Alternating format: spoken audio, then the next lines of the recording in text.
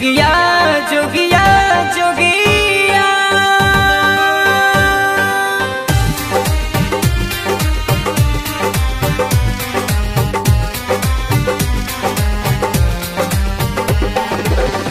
Music by विकास शर्मा, विकास शर्मा।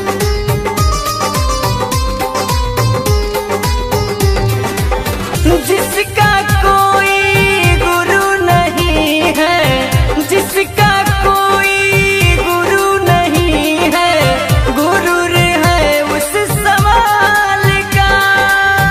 जिसका कोई गुरु नहीं है, गुरूर है उस सवाल का। मैं दीवाना महाकाल का, मैं दीवाना महाकाल का, मैं दीवाना महाकाल का, मैं दीवाना महाकाल का। जोगिया ओ जोगिया, जोगिया रे जोगिया जोगिया जोगिया।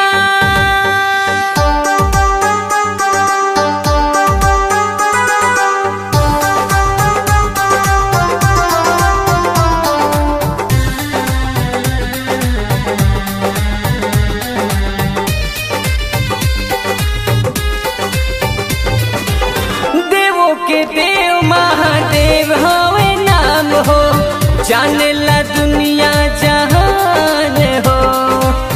गरबा में शोभेला सपवा के माला, त्रिलोकी भी होवे नाम हो। हो देवों के देव महादेव होवे नाम हो, जाने ला दुनिया जहान हो। गरबा में शोभेला सपवा के माला, त्रिलोकी भी होवे नाम हो। करी के सामना मेरे गुरु का, करी के सामना मेरे गुरु का, रूह कब जाता है काल का। मैं दीवाना महाकाल का, मैं दीवाना महाकाल का, मैं दीवाना महाकाल का, मैं दीवाना महाकाल का।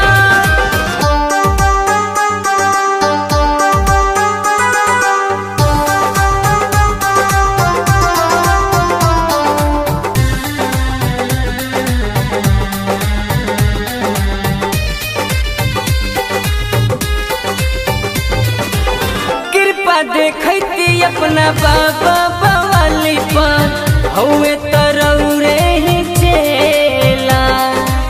संदीप सागर के मोरे बाबा, छोड़ब न कबहू अकेला, छोड़ब न कबहू अकेला। हो कृपा देखती अपना बाबा बवाली पर, हुए तरौरे ही चेला। संदीप सागर के मोरे बाबा, छोड़ब न कबहू अकेला। धन होई जिंदगी कहिया हमार, धन होई जिंदगी कहिया हमार। दर्शन होए तेरे काल का।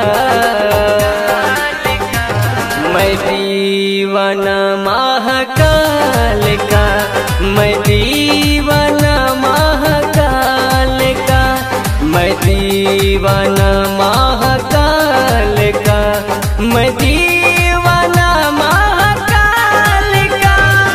जोगिया